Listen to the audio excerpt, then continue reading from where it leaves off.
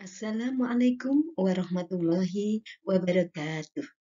Bagaimana kabar kalian semua? Anak-anakku kelas 5 yang hebat. Kita berjumpa kembali dengan PGRI Tulungagung dalam pembelajaran cerdas tangkas.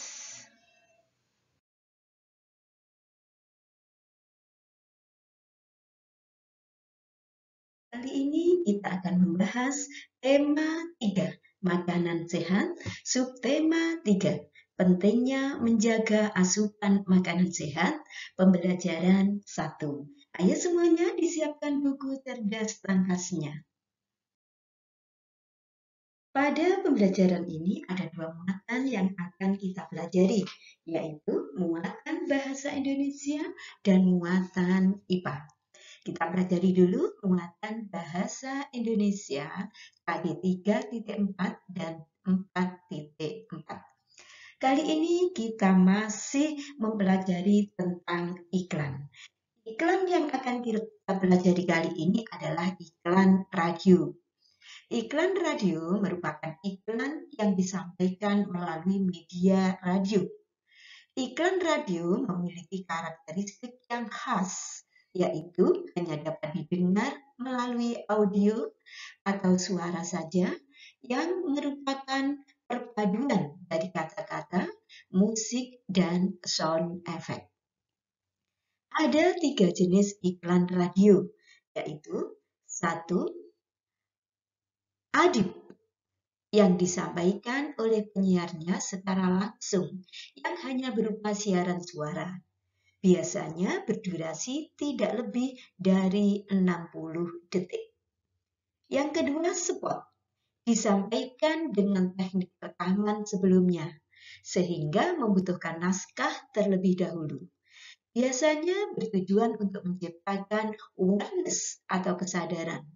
Durasi waktu antara 15 sampai 60 detik. Yang ketiga adalah sponsor program. Pemberian waktu khusus kepada sponsor untuk menyampaikan pesan dengan cara membiayai suatu program acara radio. Iklan radio memiliki beberapa kelebihan dan kelemahan. Kelebihan dalam penyampaian iklan radio antara lain adalah biaya iklan radio relatif rendah. 2. Dapat diterima oleh siapa saja. 3. Dapat menjangkau lokasi yang luas. 4. Salah satu sarana yang cepat menyebarkan informasi. 5. Bersifat auditif lebih leluasa dalam menyampaikan pesan-pesan. Dan yang keenam, membentuk audio imajinatif yang dahsyat melebihi efek visual. Sedangkan kelemahan dari iklan radio antara lain, 1. Hanya mengandalkan satu elemen saja, yaitu bunyi. 2. Sifat siaran tidak dapat ditarik ulang. 3. Suara yang tidak bagus akibat sinyal yang kurang baik. 4. Iklan radio waktu terbatas. 5. Tidak menampilkan gambar. 6. Sulit untuk menyampaikan pesan-pesan yang kompleks.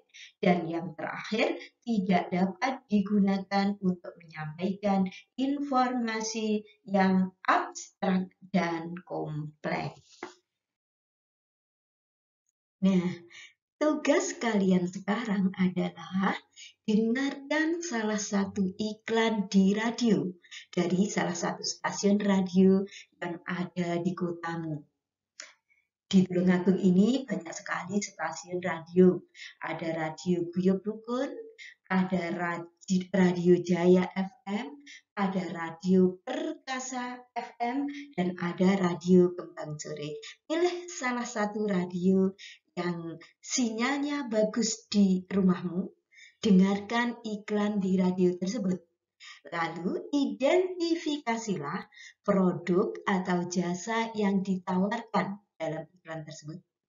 Catatlah keunggulan produk atau jasa dari iklan tersebut. Kerjakan di buku tugasmu, kemudian presentasikan hasil kerjamu di depan kelas. Selanjutnya kita bahas ayo berlatih. Ayo mengerjakan soal-soal berikut ini dengan benar. 1. Iklan yang hanya memiliki suara dijumpai di A. Majalah, B. Internet, C.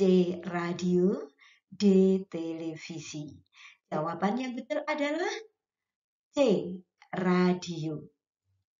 2. Kelemahan iklan radio adalah tidak bisa menampilkan produk.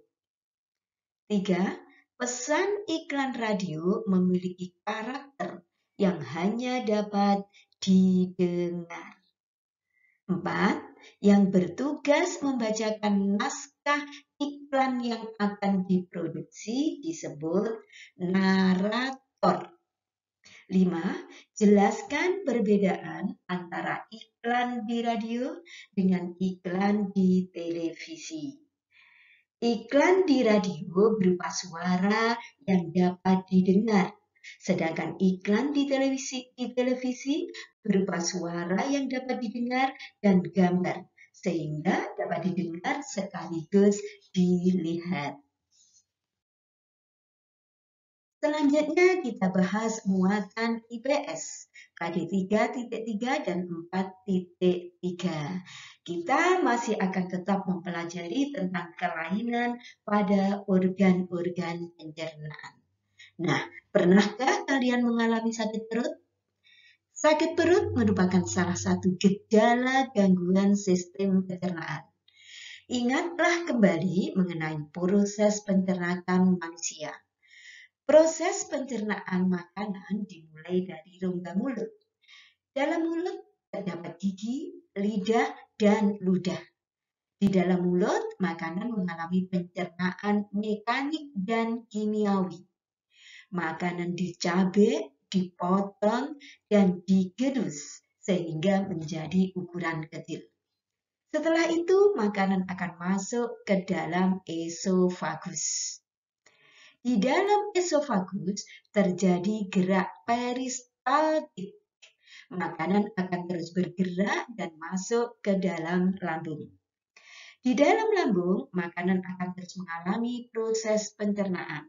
Lalu masuk ke dalam usus halus, usus besar, lalu sisanya dikeluarkan melalui anus.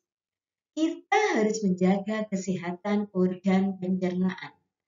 Organ-organ pencernaan membantu tubuh untuk memperoleh zat-zat makanan yang dibutuhkan oleh tubuh kita. Dengan pencernaan yang lancar, maka kita akan tumbuh dengan baik dan organ-organ tubuh mampu bekerja dengan baik. Makanan yang telah dicerna oleh organ-organ pencernaan merupakan sumber energi bagi manusia untuk melakukan berbagai aktivitas. Selanjutnya, tugas kalian pada kegiatan 2 adalah membuat poster tentang penyakit yang mengganggu organ pencernaan manusia dan cara pencegahannya, terutama yang berkaitan dengan kebersihan makanan. Setelah kalian membuat poster, warnailah postermu agar lebih menarik. Selanjutnya, presentasikan poster yang sudah kamu buat di depan kelas. Selanjutnya kita bahas ayo berlatih.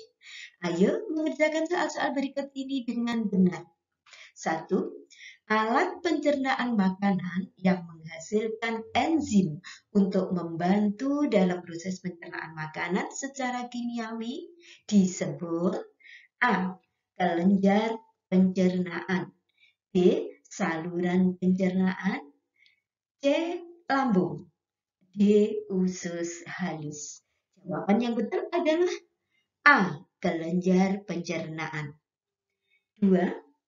Gerakan meremas-remas yang dilakukan oleh dinding kerongkongan disebut gerak peristaltik. 3. Penyerapan sari-sari makanan oleh pembuluh darah terjadi di usus halus. 4. Zat makanan yang berfungsi untuk mengganti sel-sel yang telah rusak adalah protein. 5. Berdasarkan fungsinya, makanan bergizi digolongkan menjadi 3. Sebutkan. Makanan bergizi digolongkan menjadi 3, yaitu sebagai sumber tenaga atau sumber energi, sebagai zat pembangun, dan sebagai zat pengatur. Nah, demikian tadi pembahasan tema 3, subtema 3, pembelajaran 1. Semoga bermanfaat. Terima kasih, sampai jumpa di video pembelajaran berikutnya. Saya akhiri, wassalamualaikum warahmatullahi wabarakatuh.